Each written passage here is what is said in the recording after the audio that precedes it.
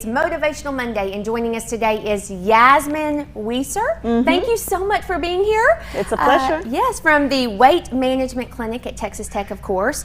So we're going to talk about becoming, I love that word, becoming your best self. So talk to us about that. Well, becoming your best self basically means you're not getting held back by fear. You're actually moving forward, evolving into a version of yourself where you feel more confident and self-assured.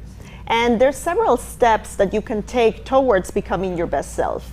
And yes, like you were saying, becoming, it implies that it's an active action. You know, you don't just turn into your best self, you have to work for it.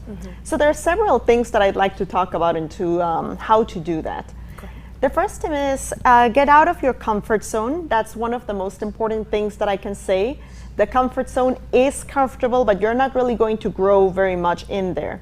So I'll give an example. Body image is a topic where I have a lot of expertise. So let's say that, for instance, I feel very self-conscious about anything that shows off my arms. So I usually try to cover them up. Well, that would be my comfort zone. But if I wanted to be more body positive, more confident in who I am, my challenge would be maybe one day I can actually wear a sleeveless top that can actually expose more of my arm. That's going outside my comfort zone. Yeah. And that actually might lead to me experiencing a certain level of distress because I'm not used to it. And that might feel uncomfortable, but actually that distress, it's what's actually promoting the growth.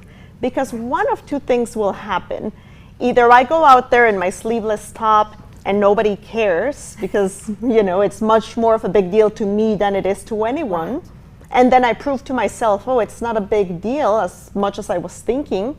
Or let's say that something else happens and somebody actually does look at me a little funny. At that point, even though I might feel uncomfortable, I get to go home and say, I survived it.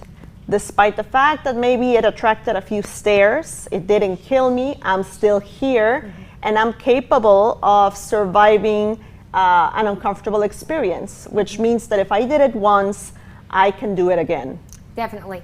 And something that it made me think of was when you said nobody notices, because isn't most of the time it's us that when we have that insecurity, it's something nobody else even notices. Yes. Most of the time. Exactly. Because they have their own securities. Exactly. We're mostly thinking of ourselves a lot of the time, actually. Yes. Not really focusing on other people as much. Absolutely.